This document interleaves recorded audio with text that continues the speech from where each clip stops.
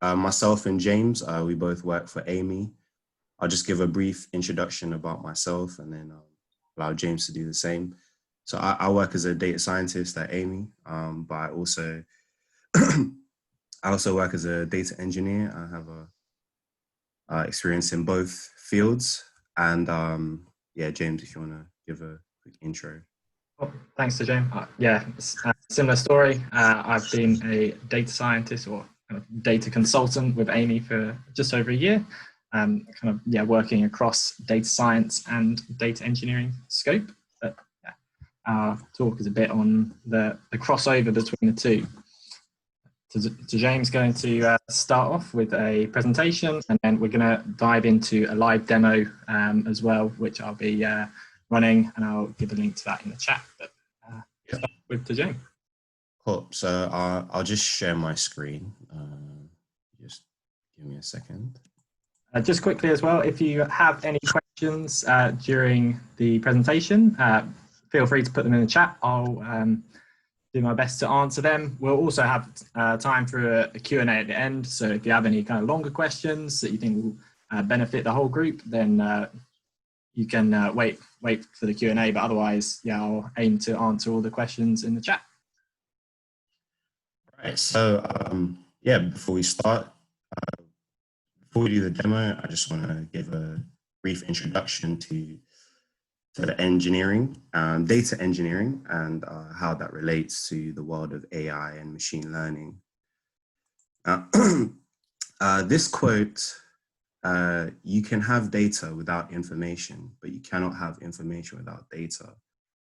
I think it's quite self-explanatory within itself, what it's trying to say. And I think it's really applicable to the landscape that we see with organizations around the world and their relationship with data, and beginning to understand, a lot of companies beginning to understand that it's not just about having data, but it's being able to extract information from that data. And a very important place or a role that really fits in with the journey of extracting that information is the role of the data engineer. So if I was to explain in a very brief, short, snappy sentence what data engineering is, what a data engineer is, a data engineer is someone that prepares data for other people to use. And if I was to break up the main responsibilities that ties in with that, it falls into 3 buckets. So the first responsibility deals with extraction. The second deals with processing, and the third with provisioning.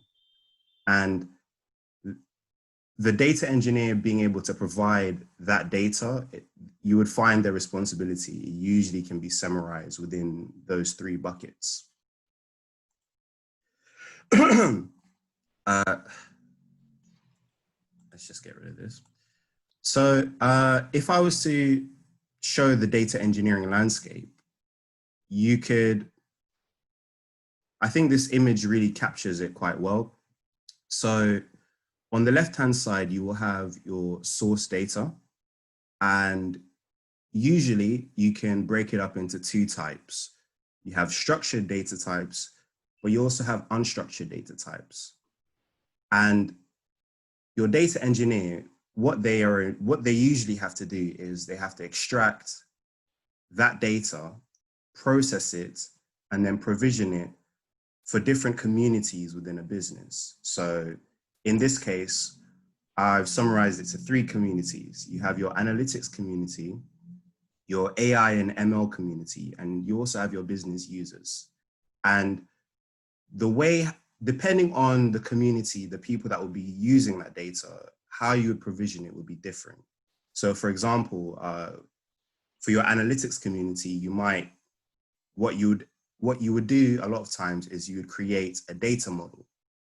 And a data model is very different to your machine learning model, your AI model. It's a logical, it's a way to break up your business data into logical domains that you can draw insights from. So that's very useful when you're building reports, when you prepare your data into that format. For your AI and machine learning community, what you would usually find a lot of times, particularly if you have unstructured data types, you would provision your data within a data lake, and data scientists would do some engineering on this. They would do some engineering themselves to transform the data and prepare it for their models and for their use cases that they're working with. So if I was to summarize it, this is one of the ways you can break up the landscape and how it applies in a business context. So in relation to source data, if we were to dig further into that, for structured data, this is more your traditional form of data storage, and it fits very neatly into relational databases and spreadsheets. So if any of you have ever used Kaggle before, Kaggle is a website that has a lot of data sets on there, and a lot of data scientists use it to work on their machine learning skills, and you can apply different models and you can use different notebooks. And that's what we'll be using later today to show our demo. So a lot of the data sets that you find on Kaggle will be in this structure, will be in CSVs. And so yeah, you'll find your data that's in that kind of structure. And as I mentioned before, in relation to the analytics community, or what a data engineer will be provisioning data for, a lot of times the type of data that would be shared for that community would be of a structured type. And this image right here just shows an example of what a data model looks like and how your different tables relate to each other. And it's a lot easier to maintain when you have a relational database for create, read, updates, and deletes. Yeah, relational databases are optimized for that when you have data in that format. In relation to unstructured data, this is what most of the world's data is like.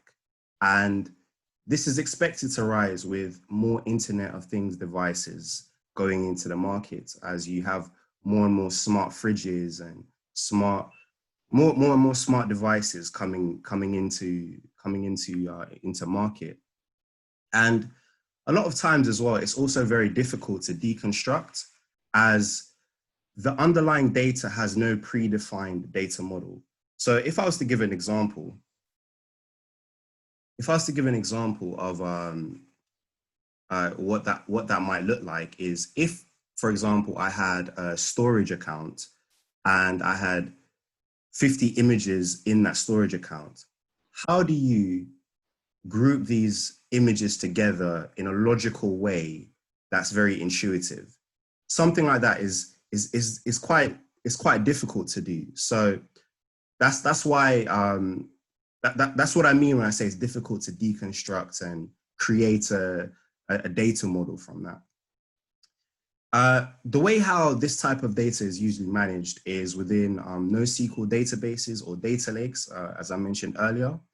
And if someone wants to extract structure and add meaning to it, a lot of times what you have to do is you have to apply data mining techniques so that you can gain insights from the data. And some examples of unstructured data types are images, videos, audio files, text documents. So an example here, so this image, you have two images. You have your original image, and then you have a pre-processed image. So these are steps that you would take if you wanted to apply a computer vision. If you wanted to train your computer vision algorithm on some images, then you would do pre-processing in this way if you wanted to apply that method. And similarly with if you were if you're looking at a text document, you might want to use a word cloud so that you can have a grasp of what the word density is in your document. In terms of data engineering, whether you're a data scientist, whether you're a data engineer, whether you're applying machine learning models, it's very important to consider different things. And one of the things you need to consider is, is the data that I'm using, that I'm going to be, whatever it is I'm using it for, does it contain PII information? And by PII, I mean personal identifiable information. If it does, we need to ensure that we're being GDPR compliant, because, you know, one, from a legal standpoint, but also from an ethical standpoint as well, because you're using other people's data, and you don't want there to be a data breach, and you also want to make sure that you're using best practice. Another consideration is, what's the data format that I'm working with? Well, if it's non-standard, sometimes you might have to write a custom pipeline. And one example that comes to mind is there was a time where I had to use, I was getting data from a weather provider, and they use non-standard JSON format. And as a result, I had to write a Python function to extract, well, to parse it because it was a non-standard format, and pandas didn't really support that. Another question is there a large volume of data? And by large volume of data, I mean terabytes, data that if you try to process it on your laptop, it will kill your laptop. It will kill all the RAM, you know. And if you are dealing with a data set like that, maybe you could use Spark or Hadoop, which uses it processes your data in a distributed way, rather than in a single node as what you would have on your laptop. And that allows you to scale a lot better, and it's designed to handle data of that volume. Another question to ask as well is, who needs access to the data? And if they do, it's very important. It's a very important question to ask, especially if the data is sensitive. So for example, if you're dealing with HR data, with payroll information, you know, you have to be very mindful of who you're making that data, who you're provisioning that data to. And also in line with that as well is, how do you provision it securely? Because it ties into GDPR, but also it's a way of just protecting yourself and the company and your organization. And finally, how frequently does it need to be updated? Because depending on how frequently you need to update your data for your pipeline, for your data pipeline, that can impact cost. And also, you might not necessarily need it to be updated every hour. You might just need it to be updated every day. So these are things that is useful to consider if you are doing data engineering. And to summarize the responsibilities, for a data engineer, the main responsibility that they deal with is in relation to the architecture, developing it, maintaining it, and ensuring that the business, they have best practice in terms of how they're consuming data and how it's being, and how it can be, how you can retrieve information from that. And also to develop data processes for data modeling, for mining and production. And a lot of times, because you're using different sources, different systems that are very disparate, not related to each other, you usually end up using multiple languages and different tools. So it's useful to have familiarity with that. And also, part of what comes with that as well is, when you're dealing with the source systems, you're able to identify where the data quality is poor. And, you know, a lot of times you're able to also recommend ways that you can improve data quality, improve how the data is being collected, improve the databases and the systems as well. And finally, with all of this, to create automated data pipelines, and usually this is done within Python, within Spark or SQL. In relation, just a little interruption in here. So we have the next session starting by Hans the Tank in the other room. In case somebody needs to join in, it starts in a minute. So people can use the leave button to leave the breakout room and go back to the main room if needed. And otherwise, they can continue in the technical session room. Thanks, Taj. I'm sorry for the interruption. Yeah. Yeah, it's all good. So, yes. So in relation to the data science responsibilities, and bear in mind, this is just a generalization. So this changes depending on the organization that you're working with. So just take this with a pinch of salt. So data scientists, what you find, usually they undertake research to answer business and industry questions. And it usually a lot of times it's more research focused. And they also end up having to leverage both internal and external sources of data. So it's not just your data engineer that has to do that. So within that, it also depends on the model and the problem that you're trying to solve. And alongside of that as well, usually they have to do a lot of data engineering to prepare the data, transform it, shape it, so that it is suitable for a predictive and for a diagnostic model. With data scientists as well, they and this usually you'll find this more with your unstructured, when you're dealing with unstructured sources. Usually a lot of times you would find data scientists that will be involved in the data mining process. And that usually involves exploring the data, finding hidden patterns, adding structure to what was originally unstructured, and pardon me. And also within that as well, all the models that are being produced, automating this through pipelines so that it's easy to reproduce, it's easy to maintain, and you don't necessarily have to keep repeating yourself each time. And lastly, but also just as important, being able to translate what you find to influence decision-making within the business, and also to improve the business's understanding of their data. That's a value of having a data scientist within your organization. So if I was to show an overlap of the different types of tools that are generally used by the two different roles, what you usually find is with your data engineers, they deal with relational databases, NoSQL databases, data lakes, data warehouses.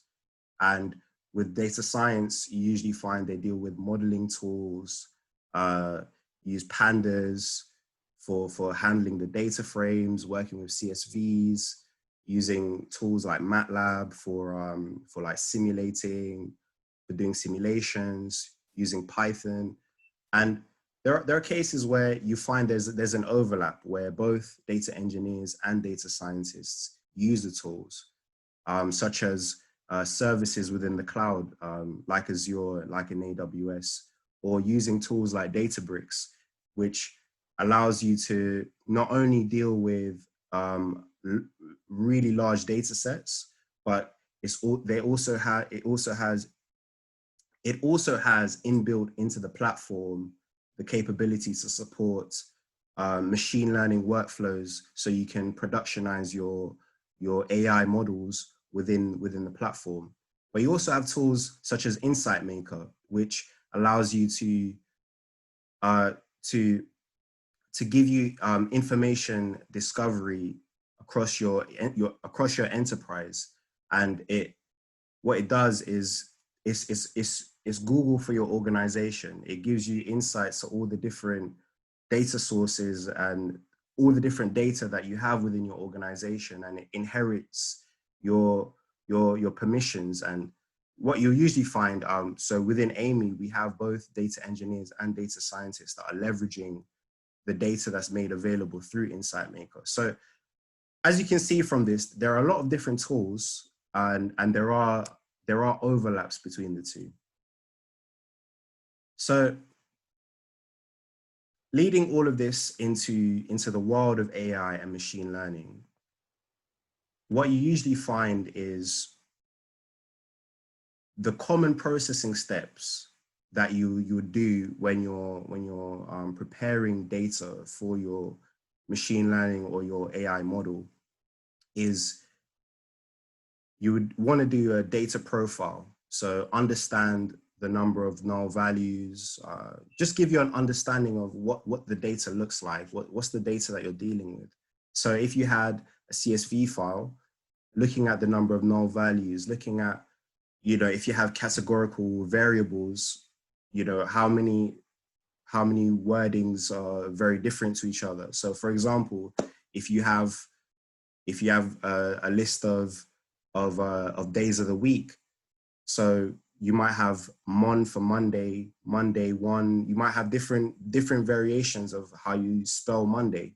So being able to understand what is within your data.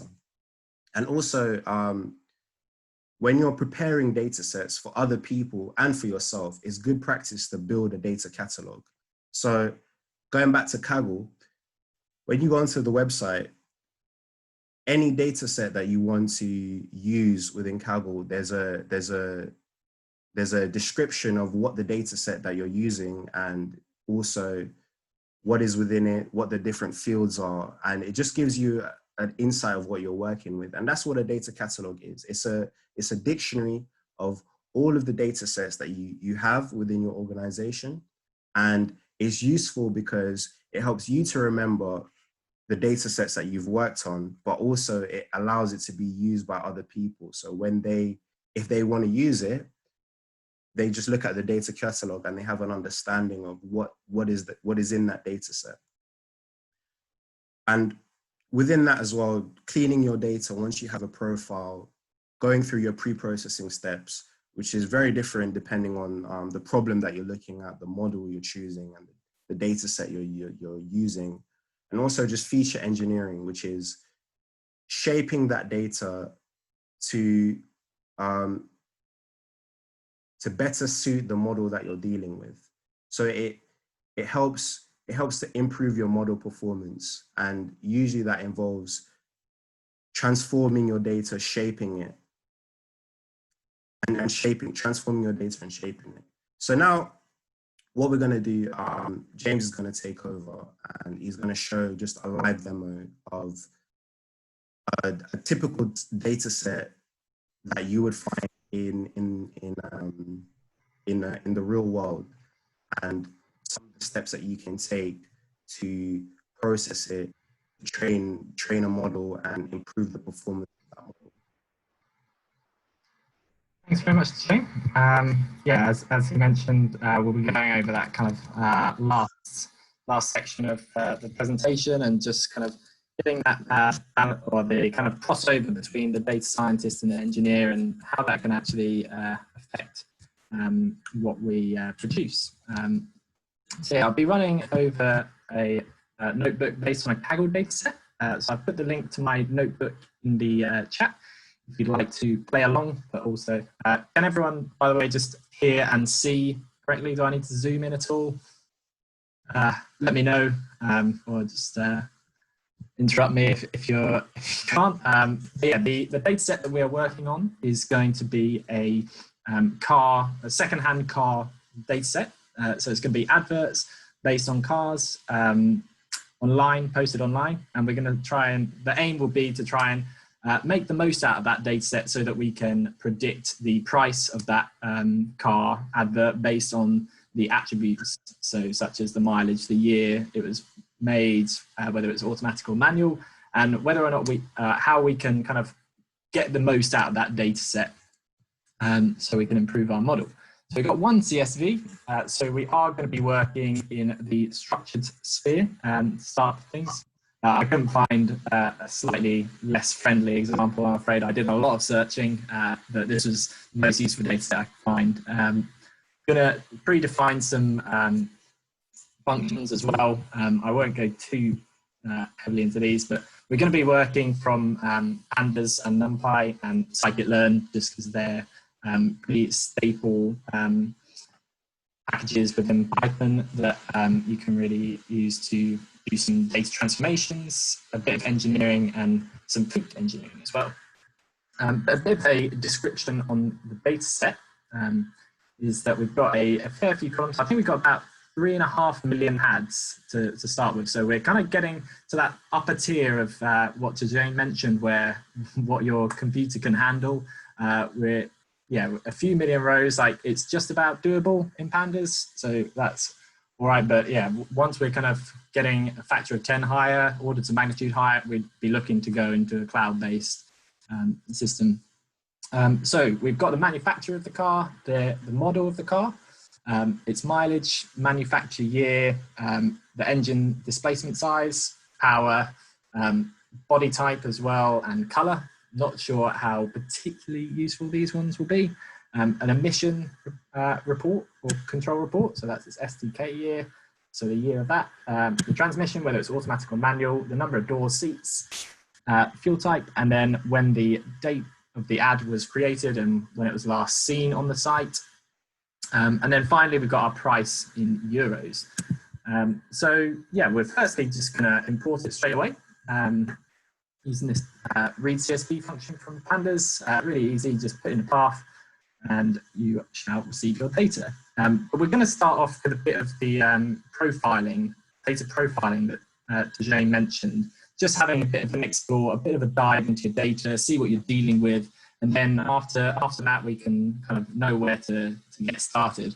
But first, we've kind of got a bit of an issue, or a warning that pandas have struggled to import some of the data because we haven't told it what type all of the data is. So pandas then has to guess what type each column is. So that's what you have when you work with structured data, is the columns have to have types of data. So we can help with that by specifying the columns manually. So that will get rid of the error or warning, but it will also speed up the import because pandas doesn't have to do that guesswork for you, or the inferring of the data type. So yeah, we specify the types of data that we're dealing with, mostly numbers with a few strings involved as well. Just a couple of notes. Float means just a decimal number in Python. Manufacture year you might think would be an integer, but it throws up a fuss when you throw in infinities or NAs. So we've just put that in as a float for ease. And as well as we had a lot of missing data. And sometimes it was blank, sometimes it had the text none.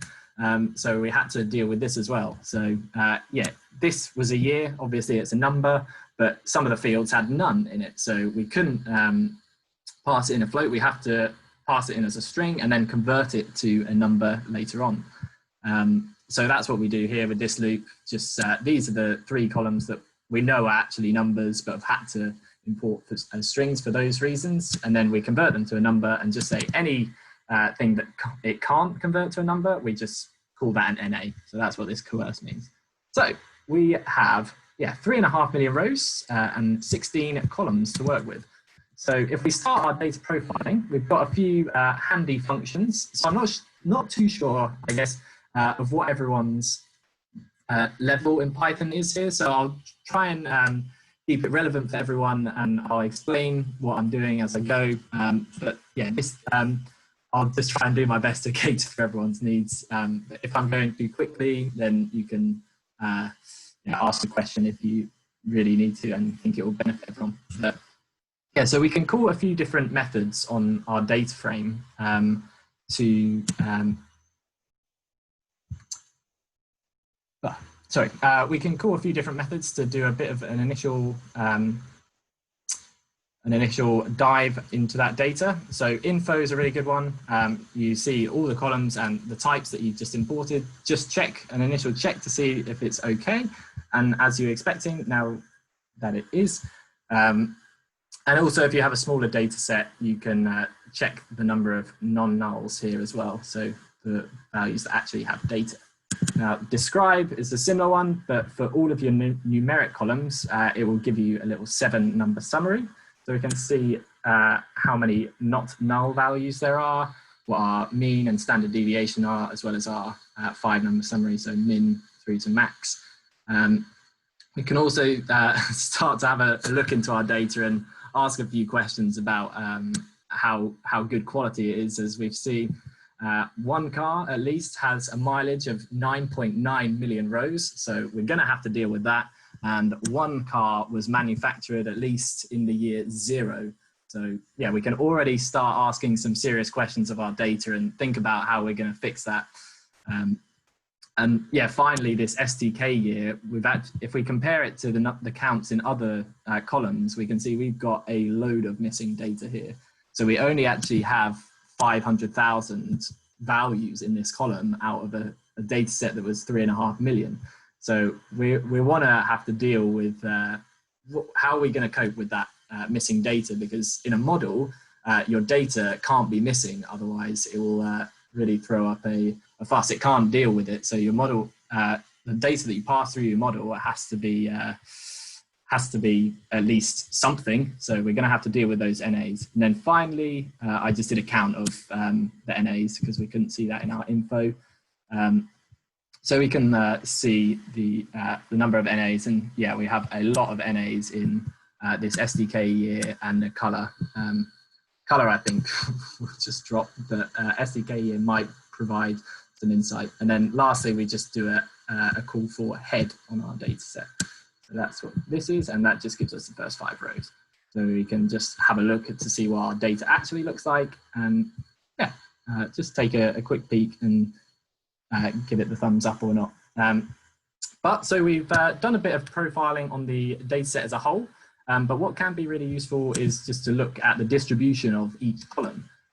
So I created this function called plot values, which will give us a count of the distinct values if it's a string, but it will give us the histogram if we're using a numeric one. And if we do this for each of the columns, here's some that I prepared earlier. Hopefully we'll be able to my Microsoft Photos will load. We'll start off here, and we can see that we've got 47 different unique car manufacturers, which is quite a lot. And I'm starting to think 47, yeah, there's a lot for our model to handle. I mean, firstly, we've got to deal with it from a string perspective, and we can't put text into our model either. Models only use numbers. So how are we going to managed to fit 47 unique manufacturers and capture all that information that I think will probably be quite important for our model. Okay, this is not great. Doesn't matter how many times you prepare for this. Live demos always put up something. Hey, here we go. Right. So next was the manufacturer and then the model of that car.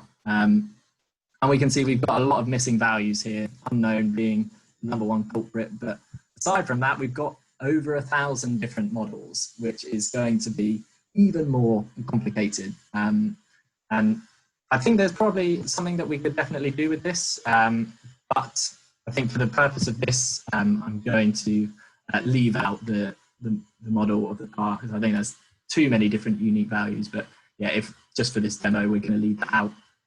Mileage, we can start seeing our anomalous data cropping up, in that we've got a car that's around 9 million miles, but obviously most of it is in a sensible range of up to 200,000 miles. We remove those anomalies, we kind of see a nice negative. James, sorry, it seems like your screen might be frozen. Oh no. Okay, where are you at? Can you see? Let me stop sharing and restart. Thank you for jumping in. Is that any better? Do you guys see screen okay? Yeah, can you move your mouse maybe? Yeah. Yeah, is that better? Yeah, cool. Yeah, so if we remove, so this is what we looked at before. I don't know what you saw, but if we remove those anomalies from the plot, we can see we've got a fair few new cars with 0 miles on, but otherwise we get a distribution that we kind of expect. So going on to manufacture year, we see our crazy old-fashioned cars. We know a lot of these are obviously, we can't see them just because we've got loads, a massive scale on the y-axis, but the fact that it plots them here, we know that there are some, so we're going to have to deal with those as well. Next, engine displacement looks pretty standard to me. And the same for engine power. A lot of cars with kind of low power and then a big tail, so that's that negative skew again. Okay. And then onto body types. I think other and unknown scream to me that I don't think this this column is going to be particularly useful for us. And the same for color. Yeah, really shouldn't impact the model that much at all. This STK year has a couple of anomalies. So my idea for this, this is what it kind of looks like, is that because we have such a high proportion of NAs and our actual values are all between kind of 2016 and 2020, is that I would propose that we convert this into a Boolean, so a true-false column of whether or not the car has an emission certificate. So if it has any normal value in that column, then we'll put it as true, and if it is missing, then we'll have it as false. And then we can use that feature as in our model, and we can say, yeah, we can attribute based on that. Manual and automatic, fairly decent split with a few unknowns as well, to be fair. Door count, some crazy cars coming on here with about 80 doors. Not many, mind you, but yeah, we've got to deal with them as well. Same for seats. I want to see a 500 seat car. We're going to have to deal with them as well, though. Most of the seats look pretty normal, though.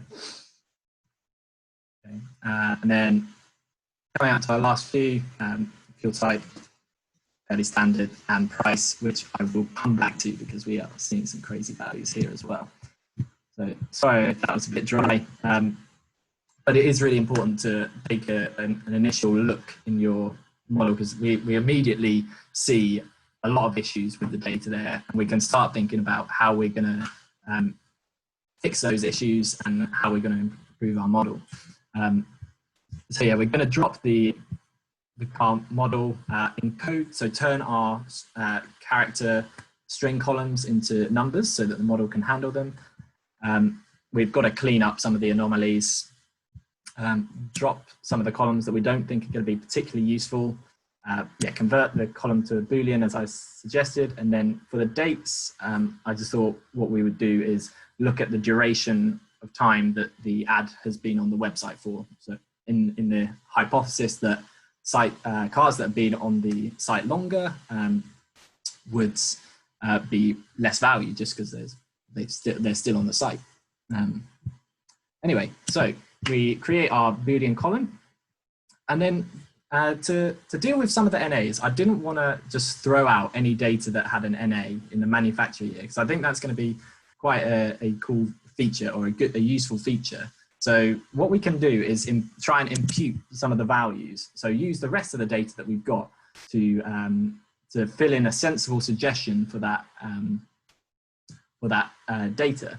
So where we've got a missing manufacturer, or here's my year of skepticism. So any car that is manufactured before this date, I'm gonna try and overwrite the value, or if it's missing. And basically what I'll do is take the average of the make and model for all of the other cars of that make and model in the data set. So it could be a really best estimate of what we can do in that data. May not be the entirely most sensible thing in this case, just because certain cars obviously have, like VW Beetle, you're going to have some really early and some really late. So maybe you might want to do something to do with variance and standard deviation check. But just for the purpose of this, I just thought average of the make and model. And then we replace our value. If we're either missing or we're before the year of skepticism, then we will just fill in our average value. So that's what we do in this cell. And then we drop our columns that we've deemed as probably not too useful for our model. Okay, so yeah, we're just going to use a simple regression model. Here's our new smaller data set. We're going to use a simple regression model because we want the focus to be on the features. So we get that from scikit-learn as well as a couple of other functions as well.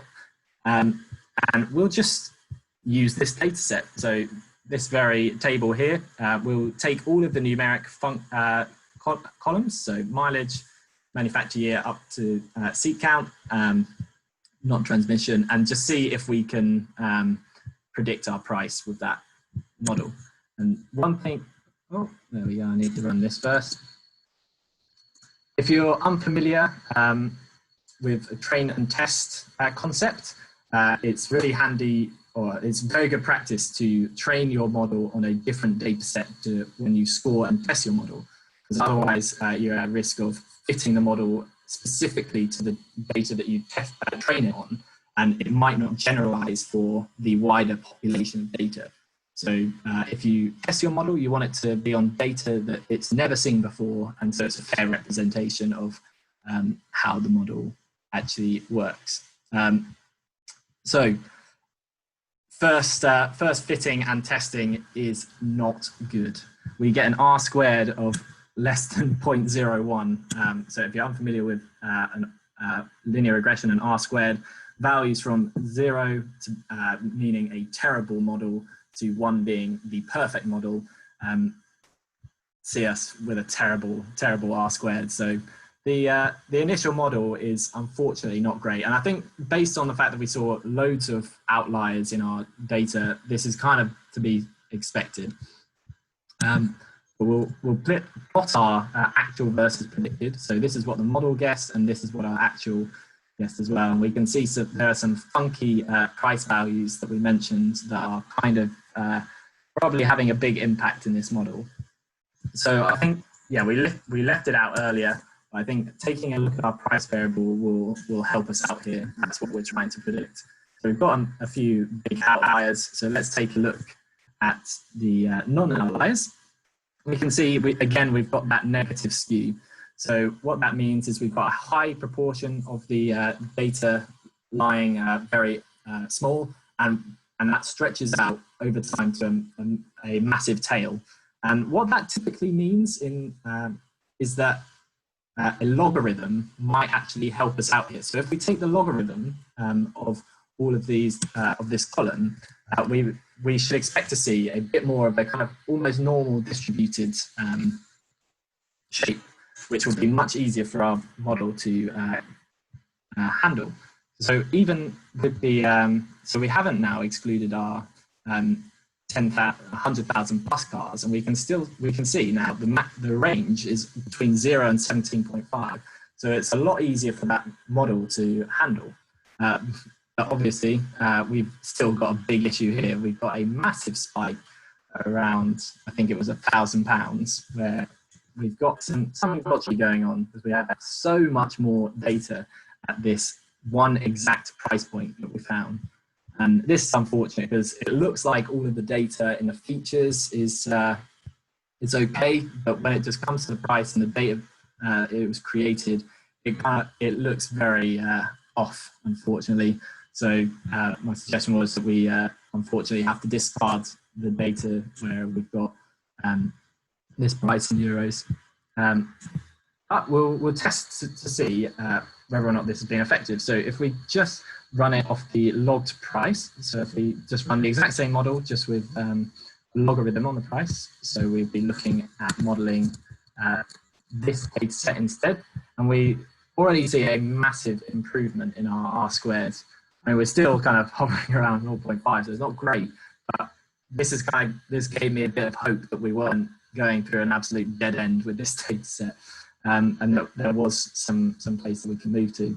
And especially then if we combine that with filtering out our known issue of the 1,295 euros, we actually start, when we start getting rid of bad data, we can see a huge improvement in our model. And yeah, so we haven't done anything fancy, we haven't tuned our model in any way, we just improved the data that has gone into it. And that kind of hammers home the idea of bad data, bad output. It doesn't matter what you do in the middle. If you've got garbage in, you get garbage out. So here we're starting to see that this filtering process is starting to reap the benefits. But now we want to actually go about feature engineering. So how can we deal with our big number of manufacturers or our strange number of seats? So yeah, this was used a bit of domain knowledge. Hi, James. Sorry to interrupt. This is Jessel here. I just want to make an announcement. If anybody wants to join the next session in the main room, they can leave the breakout room and join the next section. It has just started, I think. And those who want to continue can remain here in the room. Thank you. Thanks very James. much. Cheers. Yeah, not too long to go for our presentation. We've got a bit of time for a Q&A as well at the end.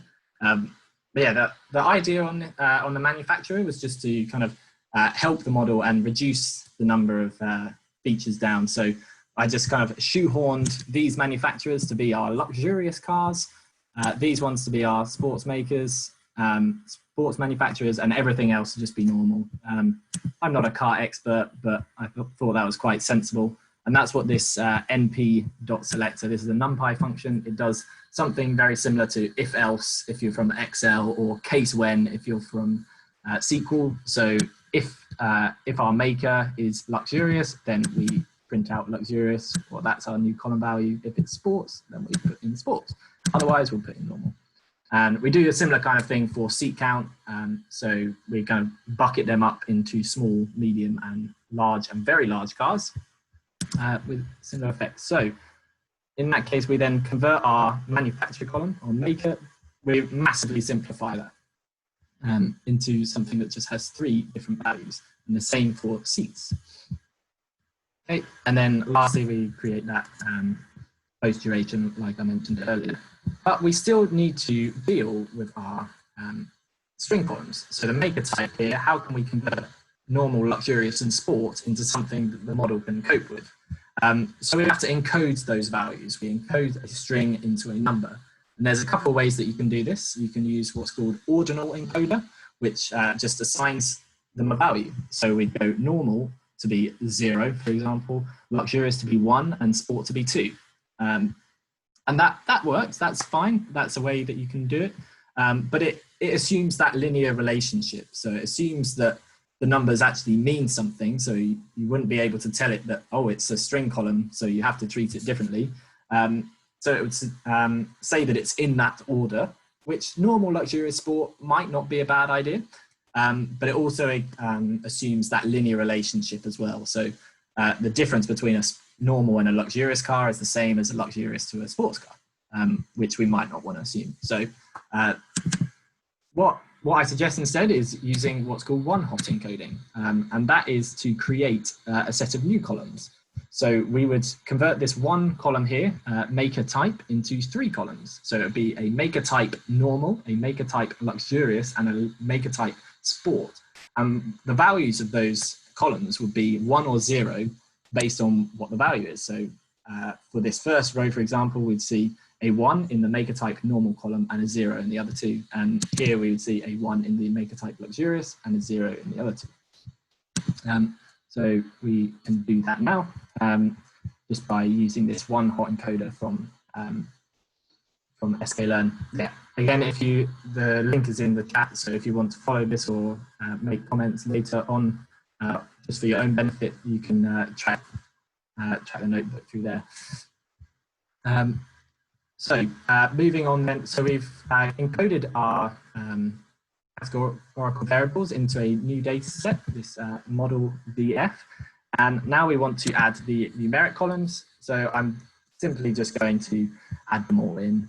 You could do some processing. So if you were using like a neural network, you might want to scale your columns so that they're all between 0 and 1, for example, because otherwise you might have some big differences, because we've got, I mean, all of these columns are between 0 and 1, and all of a sudden this mileage column goes up to several 100,000. So we want to, it could be a good idea to make sure that they're all on the same, all the variables are on the same scale, and that will make assessing your model and fitting your model a lot easier. But in the case of linear regression, it can kind of balance these out, so it's not too much of a problem. So now, if we fit our model based on this data set instead, hopefully we're going to see some improved values. And we can see that our new features have popped us up as well to above 0.8, which is great. And we're certainly moving in the right direction. Just a couple more things, or one more thing to do really. And if we take another look at our predicted versus actual, so this is what our model thinks and what our actual price was. Obviously it's a logarithm, taking the logarithm of. And we still see that we've got some outliers that are affecting the model performance, I think. So we could still improve the data into our model. So an idea, a common or a sensible thing to do is to remove outliers that are in any column. And this might not always be the best thing to do because sometimes the outliers actually tell you a lot about the model. But in this case, I just decided that I'd get rid of kind of any outliers, and I did that on the Z-score. So if it was more than 3 standard deviations away from the mean of that normal column, then we'd just drop that row. And then, so we get our final data set and our final score. And again, we can see removing those anomalous results actually gave us another really good boost in our model performance. And we can see our journey, and we've gone from a really terrible model to something that's actually starting to predict the car prices pretty well. So if we can plot that again, we see a nice kind of linear trend, and it seems like our predicted values in some way are related to the actual values. So I'm pretty happy with that. And just for kind of sanity as well, checking the N, comparing the performance by using the same data for each model of our 5 models, we can see that the data in had a massive effect on the model. So where our previous one was 0.09, just using those simple features with the right data gave us a pretty good model score. And we can see that our feature engineering or logging does have a really good effect, positive effect on the model. Improving our features as well, that gave us another bit as well. But yeah, that's kind of it for the demo. We can see that a couple of things, that the data in, the quality of your data in has a huge effect on the quality of your model, but also that you can eke a bit of performance out by making the most out of your string columns and extracting the value through that. Yeah, I think if there isn't any, there's nothing else for me to cover, so I guess we'll go on to the Q&A then. Do you have any good questions from the chat, Tajhame? Yeah, I was just replying to one now. James has asked, how will the effect of assuming the normality of the distribution by cutting on the Z-score affect columns such as mileage that have a more log normal distribution? Yeah. Yeah, go on. No, that's a good question. I think it kind of shows the what I mentioned in that getting rid of those observations is not always the best thing, because yeah, you can have cars that run beyond 500,000 miles, and so using the Z-score is not an effective measure to use. But what you could do is we noticed that the mileage was also a very negatively skewed data set as well, in the same way that the price was. So if we were to apply a logarithm on that column as well, we might be able to see the improvement of that feature, but also the Z-score would then be able to cut out of outliers a bit more effectively. Yeah, I think you answered the follow-up question because he mentioned how that would affect the performance as a result. Yeah. Does anyone have any other questions that they just want to discuss at all? Any discussion points at all? Just, that's absolutely fine. Another question. So how would you handle adding more data to the model that again has its own version of dirty data? Would you go through the process again? So is that asking if I had more columns? So if I found another data set to join, is that what you mean by that? I'm gonna assume, unless Georgina wants to clarify, I think from what I understand, she's saying like if you wanna train it on more data. Okay, right. Or if you wanted to predict new data, would you go through the same process again? Yes, absolutely. That is a really good point, Georgina, actually, and one that I didn't cover this time because I wasn't sure about the level. But where we've got, it is very important that any new data that you have or any data that you want to then predict on this data goes through the exact same process, because we imagine that we'll get data in a similar form as how it came to us in this form, but that's not the data that goes into the model. So it is important that you kind of capture the flow of your data, and I haven't done that in this case because it's a notebook and we're just running it on the same data. But what is really useful about the sklearn transformers in Python, let me just find where they are, is that you can save those Python objects. Oh my God, where did I put it? 1 second, here we go. Oh, somewhere. So once we have this one hot encoder, we can, and when we fit it in our training data, then we can then save this item into our environment or into a file system so that we can then call it later. And so that when we go and process our new data that we get, then we can ensure that we load in this exact same encoder, and that it will give us the exact same results when we run it through this pipeline. So if we, for example, did it on manufacturer, and say we put in a new, so we encoded on the manufacturer, we got 47 new columns, and say we had a new car that was an ABC.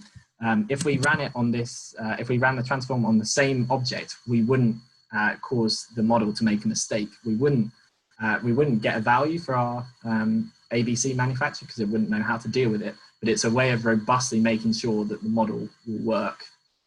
I hope does that answer your question, Georgina? He said, thanks, James. She said, thanks, James. You're standardizing the cleanup, therefore not hurting the integrity of the model. Okay, there's someone having issue reading the Kaggle link, but okay. What I'll do is I'll post my LinkedIn, and if you have any kind of more questions, please feel free to reach out, send me a message, and hopefully we'll be able to answer any other questions that you might have. cool. Thanks so much, everyone, for joining us. I hope you enjoyed the demo. I hope you're able to take something away from it as well as the talk as well from Tajhame about defining that data engineer and hopefully helping you get a bit off the ground. Yeah. Cool. All right. Back to the main meeting. Yeah. Cheers, guys. Cheers, guys.